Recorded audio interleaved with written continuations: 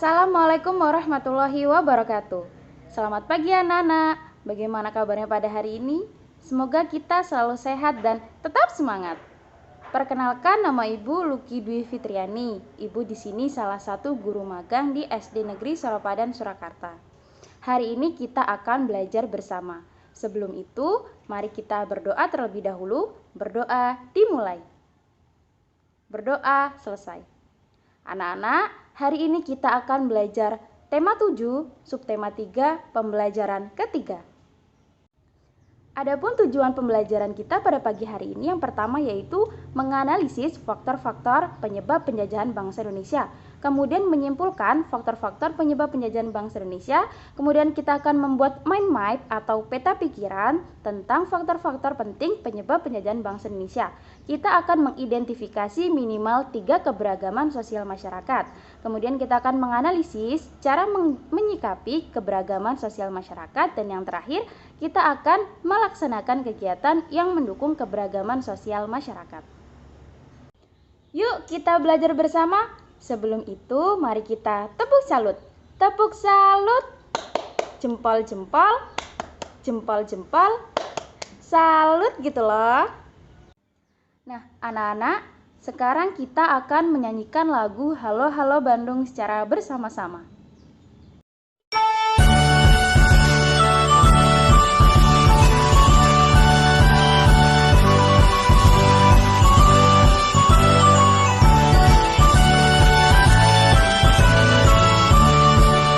Halo, halo Bandung, ibu kota periangan.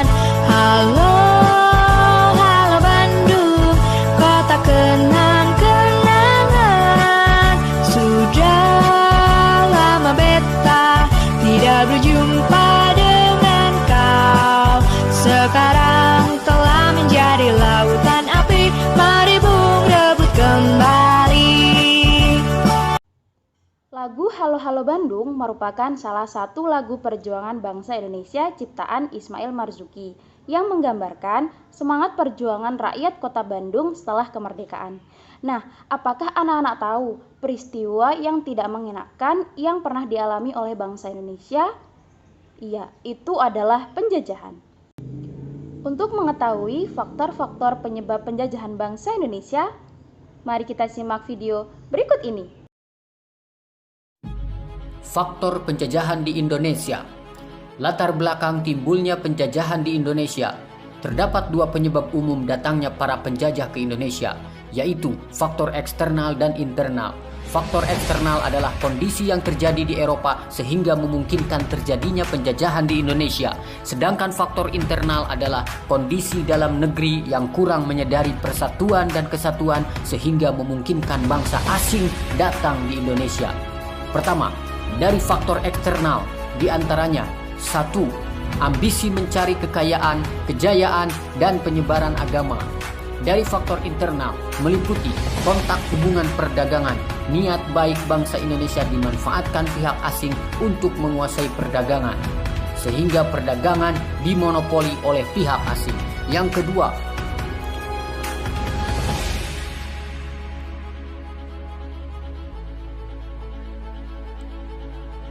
Indonesia adalah penghasil rempah-rempah terbesar sehingga menjadi tempat tujuan para bangsa asing untuk datang ke Indonesia. Belum adanya sifat persatuan dan kesatuan. Kedaerahan masih kental. Karakteristik para penjajah. Pada dasarnya setiap penjajah mempunyai karakteristik yang sama, yakni memperdaya masyarakat pribumi untuk diadu domba dan terpecah belah sehingga mereka mudah untuk dikuasai. Karakteristik penjajah dari Portugis.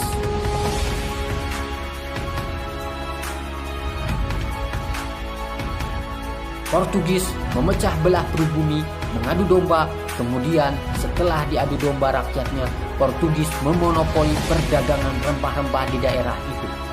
Karakteristik penjajah Spanyol. Spanyol sama halnya dengan Portugis. Spanyol mengadu domba rakyat Indonesia sehingga mereka mengambil keuntungan dari rakyat yang sedang berperang saudara. Mereka mengambil gold atau harta sumber daya alam yang ada di Indonesia. Karakteristik penjajah Inggris. Inggris mempunyai maksud kedatangan ke Indonesia yaitu karena kemajuan teknologinya. Akibat dari revolusi industri, motivasi Inggris mengadakan ekspansi dilatar belakangi oleh maksud mencari daerah pemasaran hasil industri.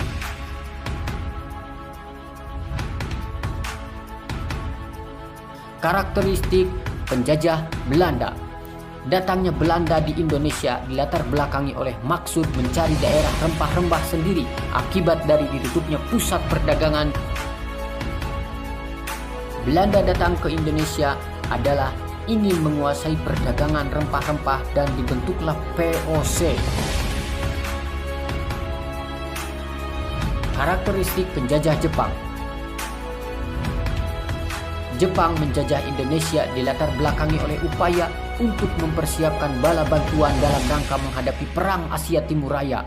Jepang juga mengaku bahwa Jepang adalah pemimpin Asia.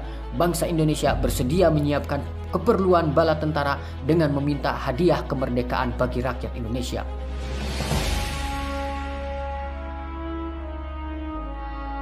Akibat dari penjajahan. 1. Bidang ekonomi.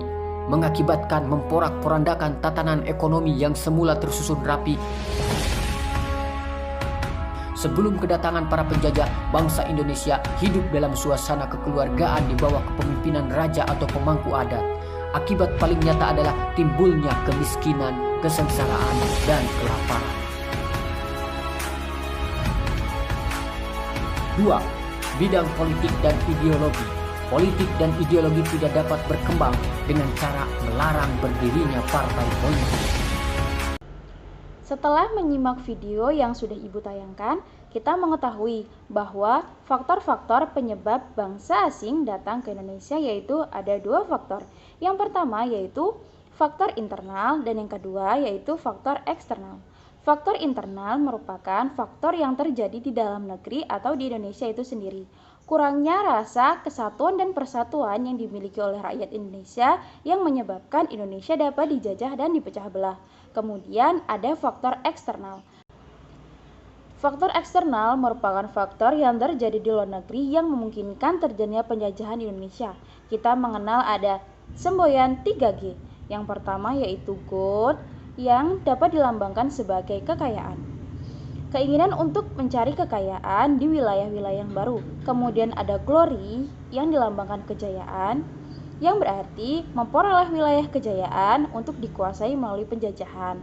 Kemudian yang terakhir ada gospel, yaitu keinginan untuk menyebarluaskan agama mereka, yaitu agama Nasrani.